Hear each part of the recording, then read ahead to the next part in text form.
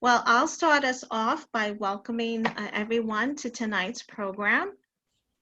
We have a very special guest with us, Mr. John Borelli from the Metropolitan Museum of Art.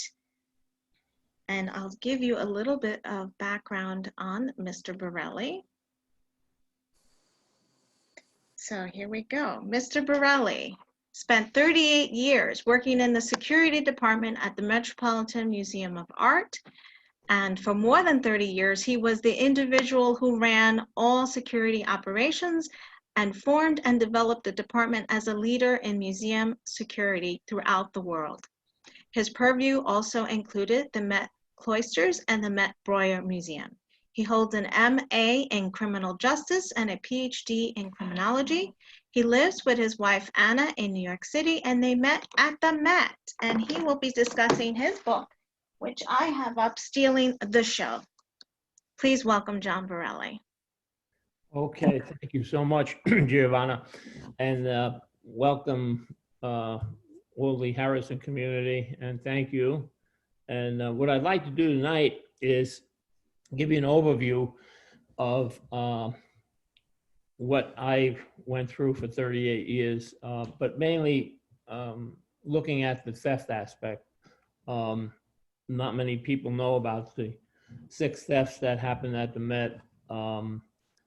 These thefts happened early in my career, from 1978 to 1982. There was one in 2013, but early on, there were lapses in security. And basically, as we go through this, you'll see as we progressed and evolved in the security field, these thefts have really stopped almost, and it's very hard for somebody to really steal something from a museum.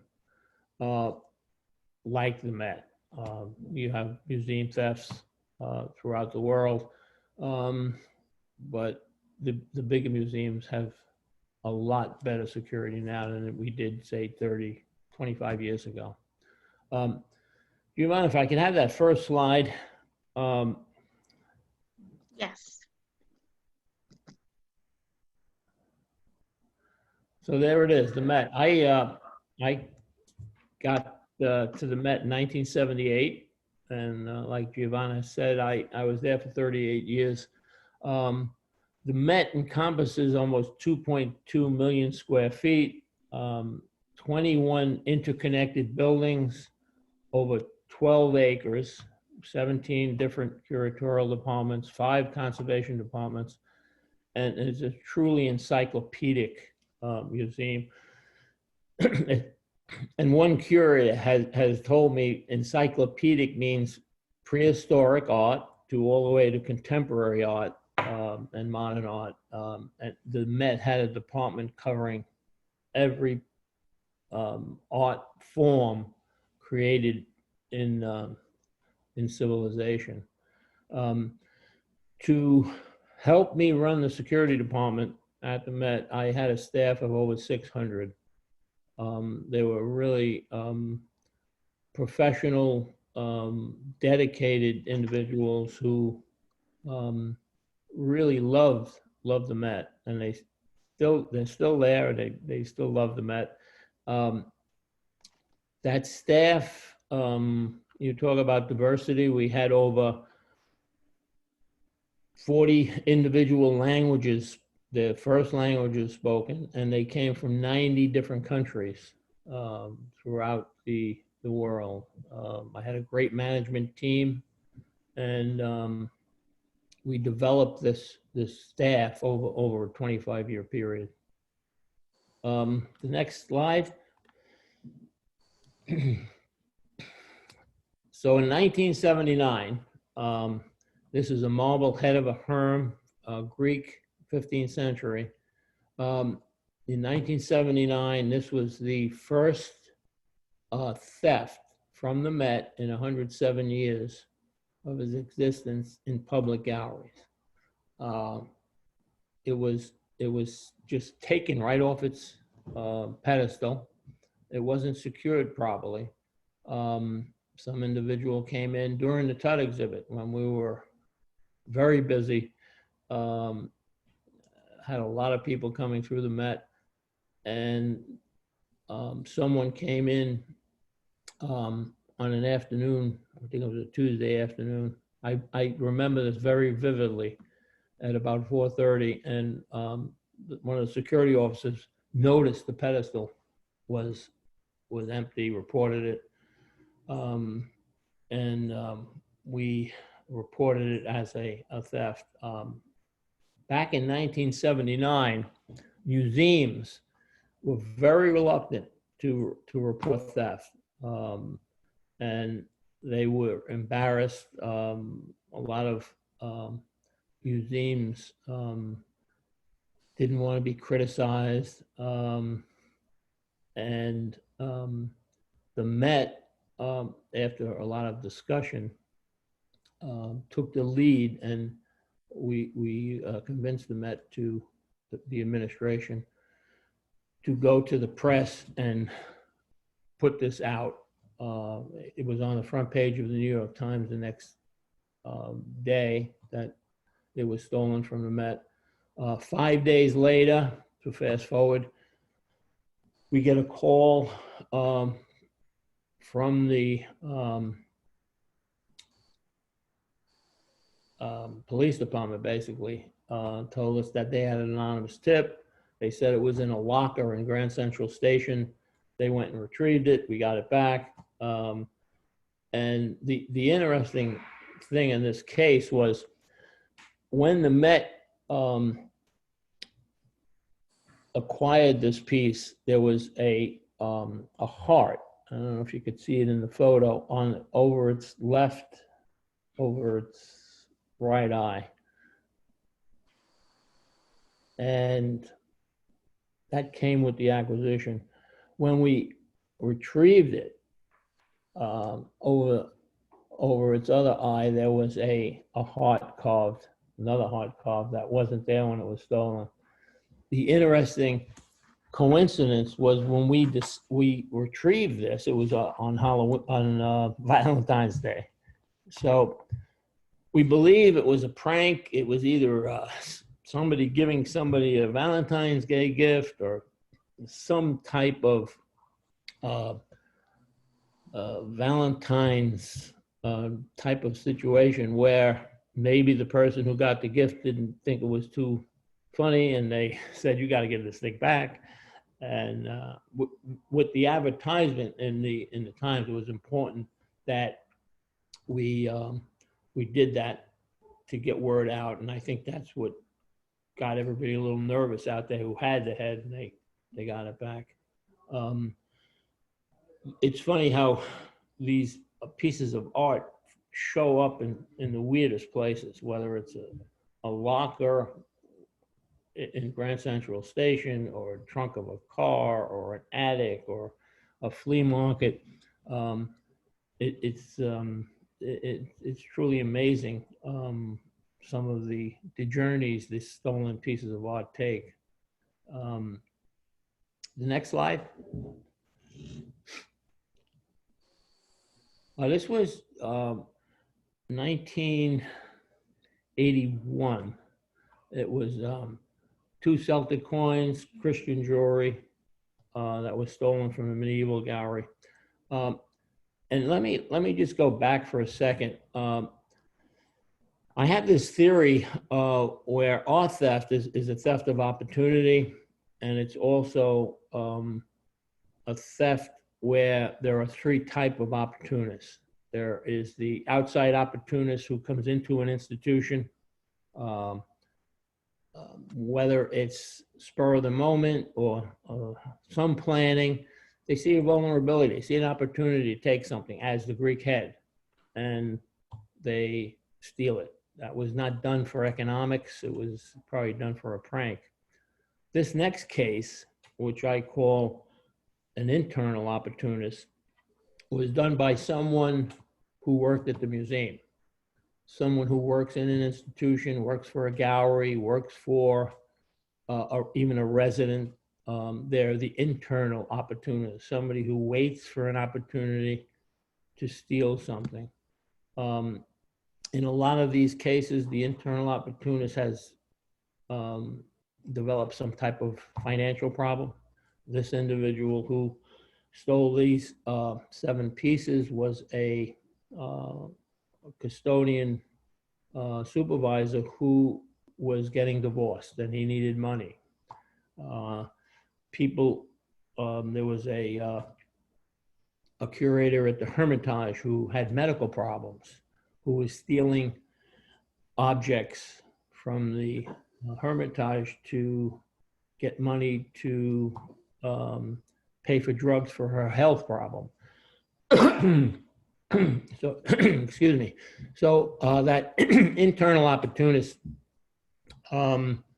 it is very hard to guard against, very hard. And it's probably one of the biggest problems that we have in any organization, museum or gallery or any other institution. And the third opportunist is that professional. We'll get to that professional when we have a theft of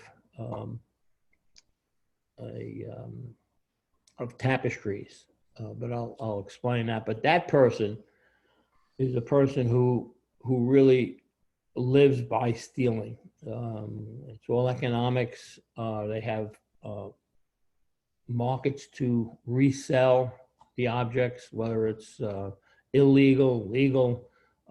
So it's a very well planned, and they usually stay away from museums, believe it or not. They do not want to attract, because when they sell something that's from a museum, it's harder to sell. So they stay with the residents. They'll steal more objects like silver, intrinsic gold. Tapestries is another big one, or rugs is another big one that they steal. But this was all recovered. Here again, we used the press to recover the objects. We had a hotline set up, and information came into the hotline to give us a trail of how we were able to recover these items. The 2 items on the bottom, they're pins. And then the one to the right is a brooch. The 2 pins were melted down. They're gold, they were melted down, and that brooch was never recovered. It's a bronze brooch. The thief said he did not steal it. It may have fallen out of the case. Somebody must have picked it up, but that piece is still out there, hopefully somewhere. It's been over 40 years, so you'll never know when something may pop up. Next slide. This is the tapestry I was telling you about. These tapestries, there were 2 of them. They're Gobelin tapestries, late 17th century French. They were on loan in 1978 to the Fine Arts Institute at NYU at 78th Street. They belonged to the Met. We got the call that these 2 tapestries were stolen. The thieves went into the sort of alleyway. It's still there if you go by, between the French Cultural Institute and the Fine Arts Institute. There's this sort of alleyway with trees. They were able to break the window, went into the window, ripped down the tapestries, came out. We believe they probably had a van or some type of car or truck. They put them in the vehicle and sped off. No cameras. That's another thing I want to point out. In the 70s, 80s, 90s, even going into the late 90s, camera systems were very almost non-existent in the 70s and 80s. And in the 90s, we started to get time-lapse, very awkward type of camera systems. But just fast forwarding to today, if we had the systems we have had in place today, back then, this would have been a completely different type of theft.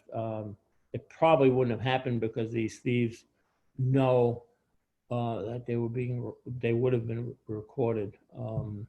Out on Fifth Avenue at 78th Street, there's also a police type of camera that covers Fifth Avenue. And we would have been able to read the vehicle off of that camera. But back then, this was 1982, we had none. We started an investigation. We got the FBI involved. We tried to we had some leads, but they sort of died out. I put the folder in my in my desk. In the interim, I was before the theft, I was in London working with Scotland Yard, working on my doctoral dissertation, and we had we didn't have the theft yet, but I knew they had a great computer system. They had a system of taking artwork that was stolen and Plug it in, that's why I was there. It's gonna run out of power very soon. Oh, I can plug it in Please here. mute yourselves, please. Okay. So when I came back to New York, I knew I had to get the picture of this this theft, these tapestries, to Scotland Yard. I got them to Scotland Yard. They put them in their index file with the photographs. Fast forward to 1994 now. We get a call from an individual calls from London to our legal department. The legal department calls down to me. The assistant calls down to me and says, Mr. Borelli, we have a coop on the line saying that he knows where some tapestries that were stolen are. We never had any tapestries stolen. I said, just patch them in. So they patched them in. Long story short, I contacted this individual. We contacted Scotland Yard, Detective Hill. We put them together. I gave him the index number. He went with this individual. They confiscated the tapestries from an Iranian rug dealer who was completely innocent. He was very cooperative. Chief Hill from Scotland Yard calls me back and says, John, we have the tapestries. The interesting twist to this is that the person who called was a tapestry expert named Tom Campbell, who becomes, the next year, 1994, 95, he becomes the tapestry curator and then becomes the director of the museum 13 years later. So you always have to worry about or watch who you're talking to. Next slide. This was a Ramses VI ring that was stolen from the Egyptian galleries. Here again, an outside person who was visiting came in and was able to, this is 1980, was able to compromise our system. We did get the ring back. Everybody was arrested. And if you get a chance, it's really interesting. I won't go into the details, but there's an interesting case in the book. Next.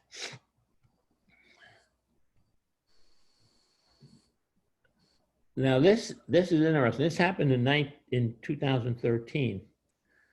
It's an Islamic perfume, sprinkler they call it, 19th century. I have to tell you, in 1994, the law was changed where it was a federal crime to steal from a museum. So we got the feds involved in this, and anything today, we would get the federal law enforcement involved. They have a great art squad, the art crime team. There's a great squad in New York, I believe Chicago and LA. And they're really good investigators. And we use the FBI to help us retrieve what was stolen. The top of the sprinkler, there's a red cameo stopper. The thief tried to take the whole piece off a shelf, but it was really very nicely secured, so he couldn't. But 20 minutes later, he came back and snapped off the top, put it in his pocket. Now we know this because it was all done with cameras. We had all the video on the camera. So we tracked him through the museum. We were able to identify, basically it was his daughter who he's traveling with. She bought something at the sales shop. We got her a credit card, but it wasn't a credit card with an address or anything. It was a credit card that just had money on it, her name, but it was from a Mexican bank. We got the FBI involved, and they ran the name through the immigration. And these family of four, with the gentleman right there, came into the country, and we had a name with his picture, and we had a really good picture of him coming in the museum. So he was later arrested when he came back into the country a couple months later, convicted. We got our piece back, and without the help of that video, we wouldn't have solved the case. Next. This is, I just want to talk about this. It's a really great case. They weren't stolen, but I'd like to go through this to show you that recovery of odd objects is something that happens over the years. In other words, like the tapestries, it takes years for these objects to show up on the market, and the right person has to see them and say, these are something, and we have to have somebody look at them. These were 1786. The maker of the weapons was a name named Adolf Grick. He was Catherine the Great's armorer. He made her pistols. These are ivory. They're magnificent pieces. What happened was we got a call, I think it was about 1982, from the property clerk section of the New York Police Department. The inspector had just taken over the command of the property clerk section, and he was doing inventory. He wanted to purge a lot of the different evidence that was so old that they didn't need. He came across these two pistols in a vault, in a box, and he had the foresight to say, I think these are something. And he called the Met up. We have an arms and armor department. We said to bring them up. He brought them up, and the Helmut Nickel, who was the curator, looked at them right away, and he saw the name Grick on the bore of the gun, and I think it was EK on the butt of the gun, which was Ekaterina. And he said, these are Catherine the Great's pistols. The inspector said they were recovered in a drug raid in 1978 in the Bronx. They brought them to the property section, and they just laid there because nobody knew what to do with them. They were anonymously lent to the museum. then in 1985, the city decided, with negotiations with the museum, to give them to the museum. They had to go through a acquisition committee, and the acquisition committee was curators, the director, the president, and a number of trustees. One of the trustees was David Schiff, who said, "These are my pistols." Now, I think it was 1972, his family home was burglarized, and they were stolen from his home. He said he remembered as a kid playing with them, and he was so righteous to give them to the Met in honor of his father, who had purchased them some years back I think in the 1930s. But you see how these artifacts, and I know everybody's thinking about the Gardner Museum. The problem with the Gardner Museum, it's been quite a long time, I think 89. The fragility of a Vermeer or Rembrandt, these could stay in a vault and they'd be all right. I don't know what condition a Vermeer would be in after 25 years, 30 years out there in somewhere, but hopefully someday that'll show also. I guess was the last slide. I always like to finish off on this. This was the Mcqueen Exhibit, I think 2011. I was like 15,000 people a day. These lines were on both sides, north and south of the fountains. And they would go all the way around and meet at Cleopatra's Needle. I had such a great staff, and the whole museum community really assisted us getting these people through the museum. We had no problems. Everybody loved it. They waited in line. Some people waited in line for 4 or 5 hours, and as they came out of the exhibit, they just were thrilled. So what I like to say right now is I hope we get back to this someday, because I don't know if we'll ever have, I guess we will. I'm sure we will have some great blockbusters, and we'll have lines like this to enjoy the great artworks. And just to finish up, I'm glad to see the Mets open, and hopefully I'm gonna go visit soon. Thank you. Oh, thank you, John. And I'm going to stop sharing so people can see you Okay. on the big screen. And everyone is welcome to type in the chat if you have a question, or if you prefer and you wish to unmute yourself, you can do that as well. If you have any questions, here's your chance to get this behind the scene information. Don't be shy. So I have a question. Please.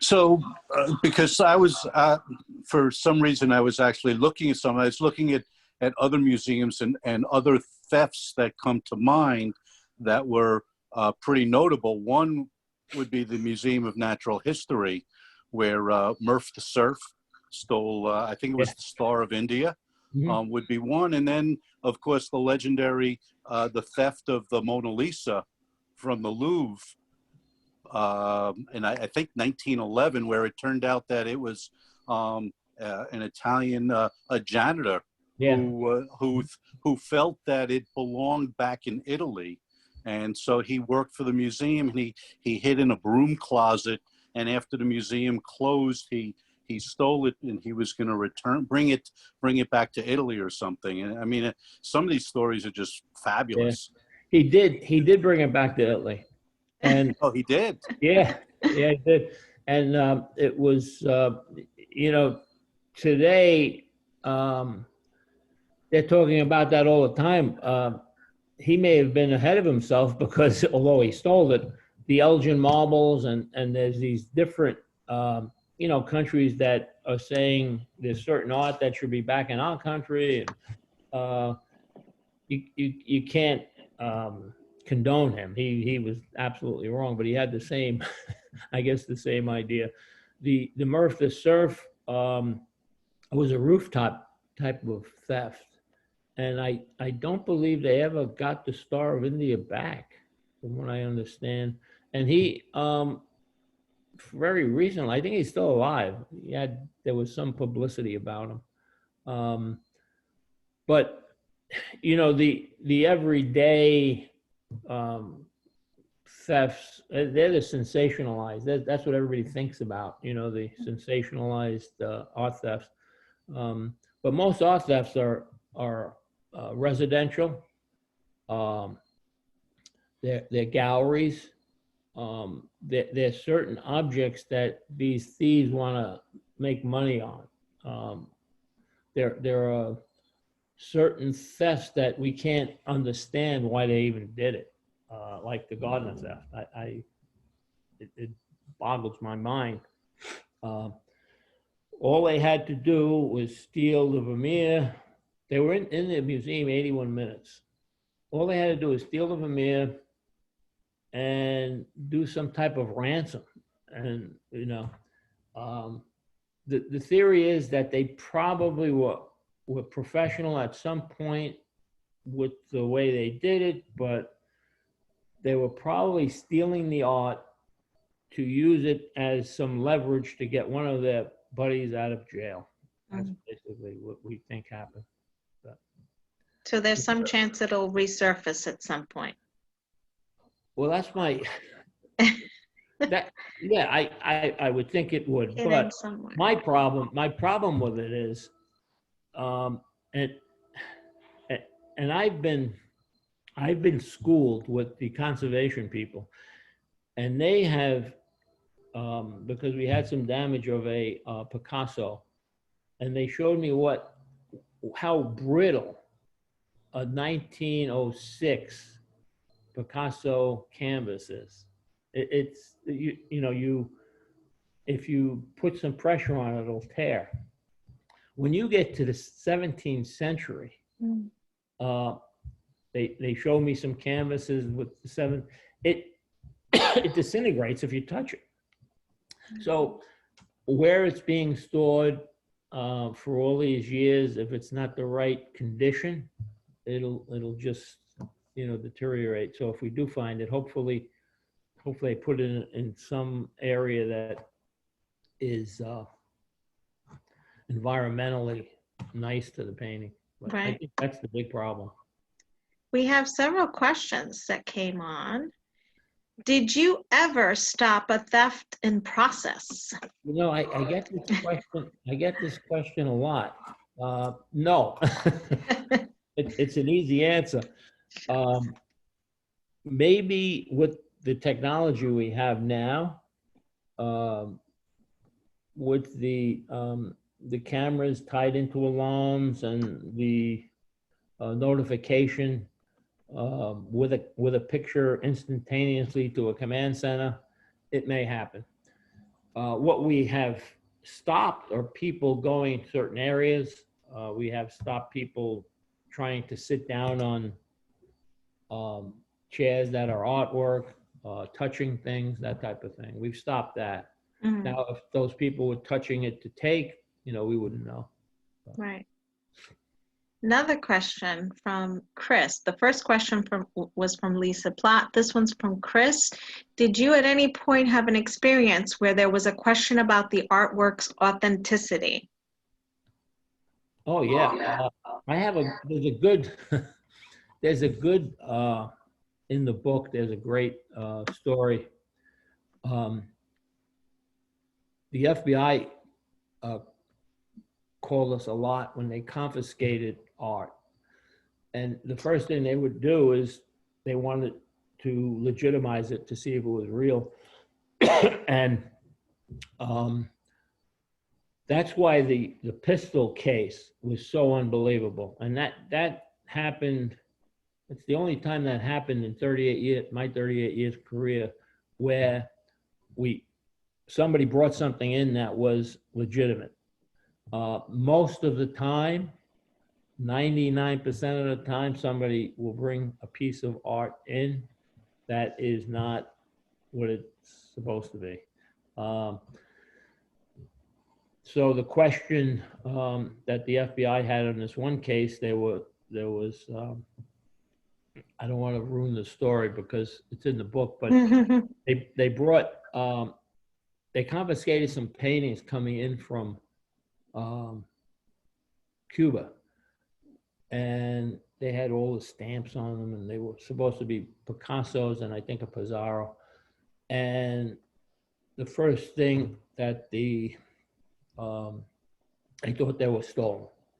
But the assistant director was smart because he said, but maybe they're not real. So they brought them over to the Met, and our curator, there's a funny story the way he went about authenticating them, but I'll just tell you, he said they weren't real.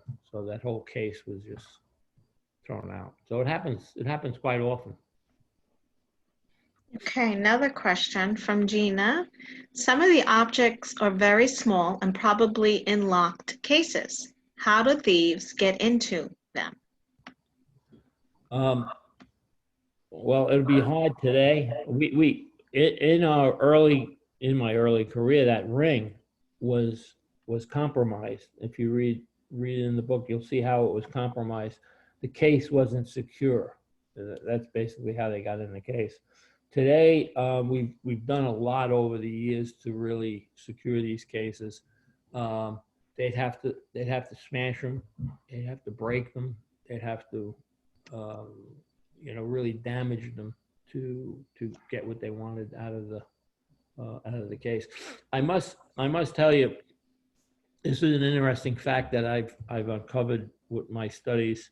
Most artwork that's stolen is small, and you could understand why. It's easier to conceal.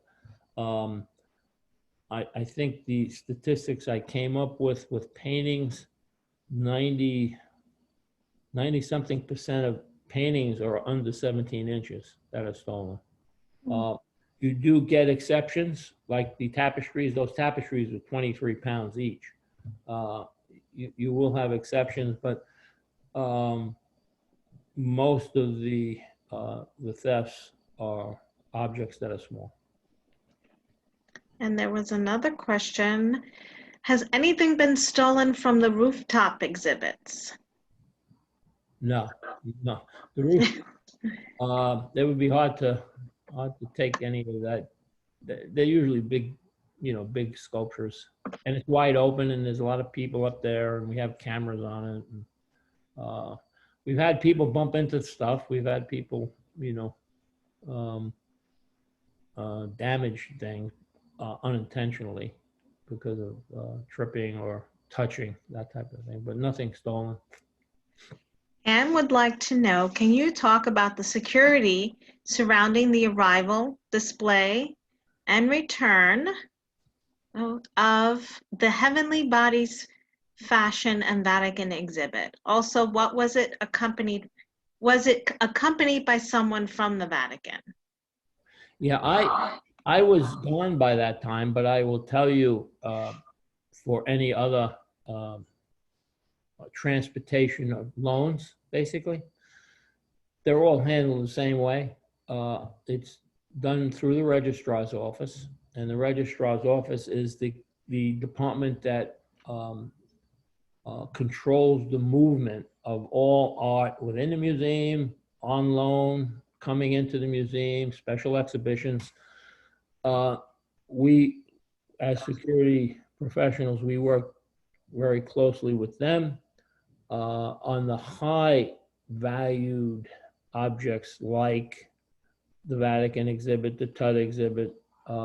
Most of the loans that are coming in from other museums, we also, from airport to museum and museum to airport, would have police escorts. There would be always a representative from the institution who we're lending it from, or if we're lending it to, would travel with it, usually from the registrar's office, and a curator of the department would also travel with it. Try to do it low key. It's all done with cargo.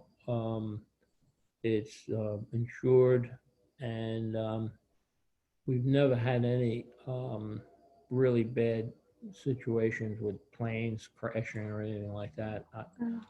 In the book, there's a couple of accidents that we had in transportation of the Vatican exhibit, but it wasn't damaged. We had this accident, but we were safe.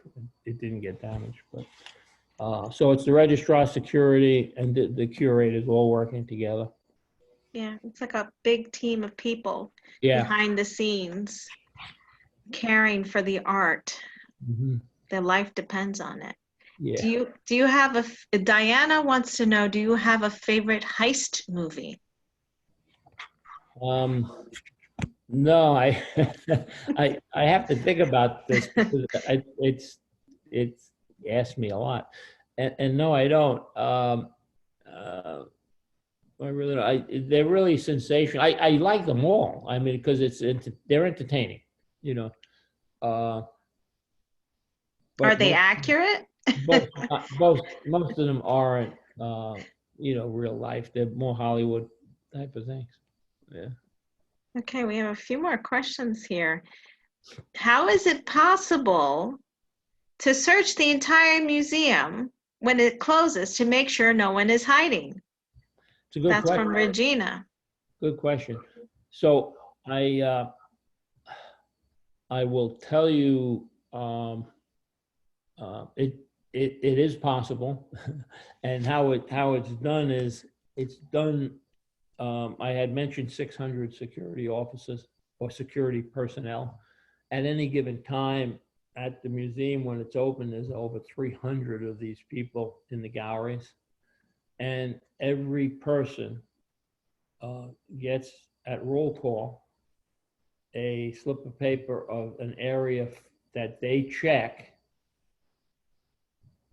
when we close. So the person in the American wing who has responsibility to check the bathrooms, the stairwells, they even go up to the roof area and down. And all these people are sweeping, we call it, sweeping the museum. And that's at like 5:15. And then by 5:25, they all come to the main hall and everybody is dismissed. So, have we missed some people over the years? Yes. But very, very few. And the people we missed were caught by what we call the night division, who were wandering around, and they just wanted to get out, basically. But that only happened maybe since I've been there a couple of times. In all the years I've been there, and it was, no one lived to tell about it. yeah. But it's a system that I inherited years ago that they've been doing for 100 years. This sweeping system. So there are a lot of not a lot, but there are some things that are still used within the security system that are working very well. Really are. That are old, many years old. We have another question from Anne. Was anything ever stolen during transport? No, but there were a couple of pieces that were misdirected, and we lost for a couple of hours. Misplaced. Misplaced within the airport and the customs and that type of thing. It's funny, the customs, this is an interesting fact, the customs people come to the museum, so everything is put right on the trucks, and they will check everything at the museum. We don't do it at the airport. But no, nothing's been stolen that during my tenure. at the museum. And it's funny. I can't remember any other museums having any problems during transit. Mm. Even accidents. I mean, it's very rare, and everybody does a really, really good job. All right, and we had a comment from Akiko, who's joining us from Japan. Ah. She says, I am so happy to be able to hear of your precious experience. Thank you so much. I couldn't imagine that someone had stolen many fantastic objects. But that's the thrill, right? To steal these. Well, like I said, it's different people stealing for different reasons. Now that perfume piece that was snapped off was done by a very influential, high-ranking executive in a corporation. He, in his defense at court, he said he had a problem. He took things because of the pressure at work and the psychological stuff. He didn't do it for money. The ring that was stolen by two kids, two 17-year-old kids who were really sharp and knew how to get this out of the case. And it was planned, but not very well planned, because they didn't know what to do with it. So on the way home, they stopped at a jeweler and they sold it to the jeweler. And then the jeweler called us, and he wanted to ransom it back. He got in trouble, so we got it back. But there are like a lot of different reasons why people steal things. This mob up in Boston with the Gardner theft, they've been known to steal art, to hold it in ransom, to get people out of jail. Miles Connor did it back in the 80s. He stole a Rembrandt from the Boston Museum to get himself out of jail. They switched it. And I just want to bring this is a good point. It's the only crime, art theft is the only crime where the investigator, and I've talked to all investigators, FBI, local police department, museum officials, myself. It's the only crime that you really would rather get something back than make an arrest. Mm. At all the other crimes, you're after this person. Here, you're after the art. So it's you don't want to do both. You want to get the person and the art back. But if you could get the art back, it's almost more important than making an arrest. And that's what these mob people up in Boston had touched on, anyway. But the mayor is still at large. Yeah. See. Let me see if I could find it. There's a book, and I think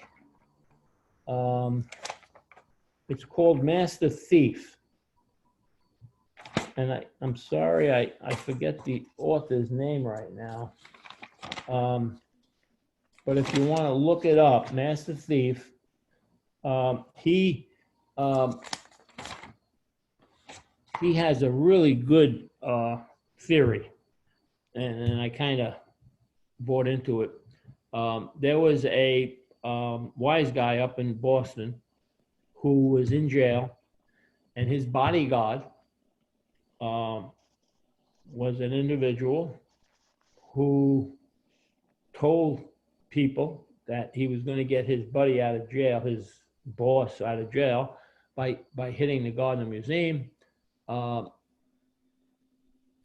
It was done. He even went on to say he got the art and he hid it. He said he buried it. That's what his words were. The guy dies in jail, and soon after, this guy that got him, was working on getting him out, was murdered. So but Master Thief, try to pick that up. It's a good book, and it gives you an idea of what happened, I think. Anyway. Another question from Anne. Did you enjoy Ocean's 8? Yeah, I saw it. No, I didn't enjoy it. I enjoyed Thomas Crownafib more. You know, I wasn't there for the filming of Ocean 8. I was there for the Pierce Brosnan, but he didn't film that at the museum. That was filmed somewhere else. That was really far-fetched, I think. The daytime burglary at the Met, and swapping the paintings out, but entertaining, very entertaining. Yeah. And the Met Gala is pretty extravagant the way it was shown in Ocean's 8, but Oh yeah, how elaborate it was in terms of switching the necklaces and all of that. oh, Now, it was real. It was I would guess it was sensational. entertainment. Yeah, and it looked like the Met Gala, and Right. like that. Now, you've met so many celebrities and political figures throughout your tenure at the Met. Any one or two that really stood out that you'd like to share with us? Well, I in the book there's a whole couple of pages about Diana, Yeah. where I had the honor to bodyguard her for when she came as the guest of honor. And Emily Rafferty, the president, and Liz Barris, the editor of Harper's, I think it was at the time, wanted me to handle her security. And my first call was to Scotland Yard to see who was going to be coming with her, and they said no one, because she had been divorced. And so it was a daunting experience to try to take care of this by myself. I had some outside help on the perimeter with the intelligence department and all, but it was quite an experience. It's outlined in the book if you. Yes, it is. It's outlined in the book, and it's fun to read. It was a very sad situation a year later when I. Sure. Oh, yeah, definitely. And now you've written this wonderful book, Stealing the Show. Has the writing bug caught you? Yeah, a little. I'm working on something else.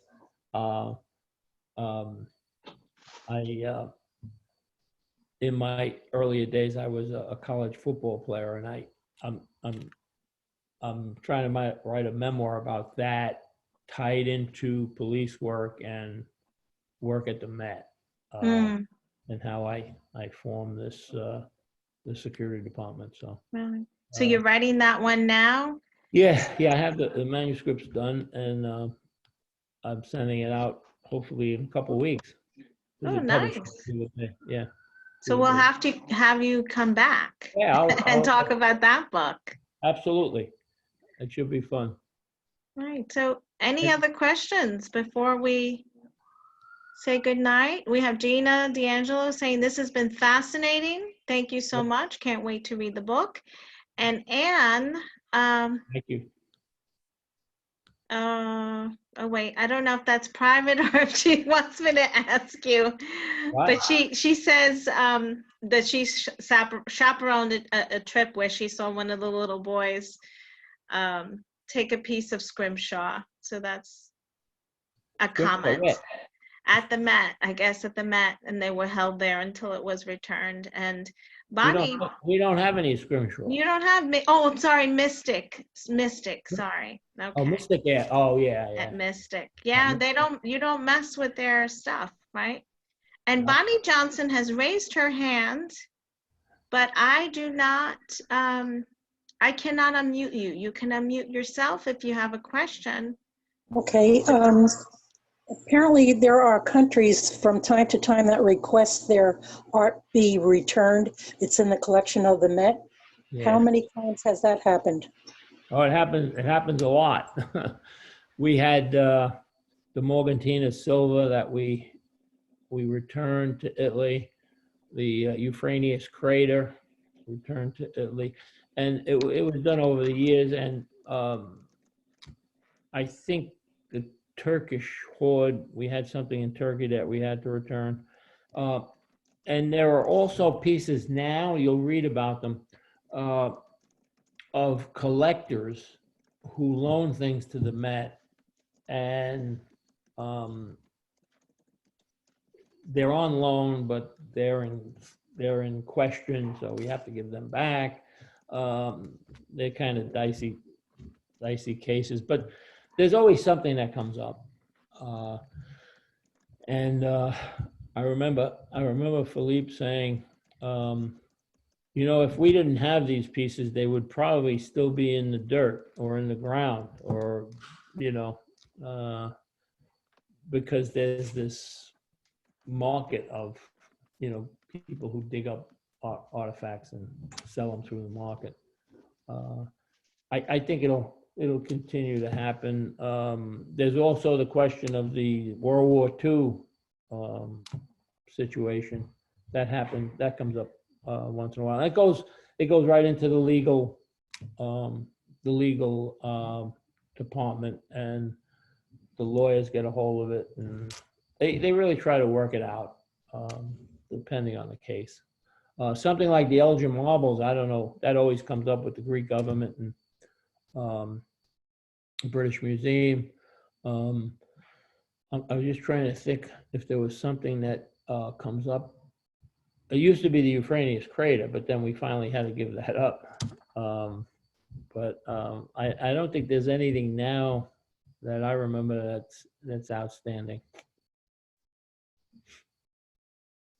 Well, thank you so much, John. This has been Hey. enlightening and a wonderful subject for many art aficionados to see a different angle from what we see sensationalized in the movies. Yeah. And we hope you'll be back when your Okay. next book is released. We'll do that, and thank you so much, and good night to everybody. Take care.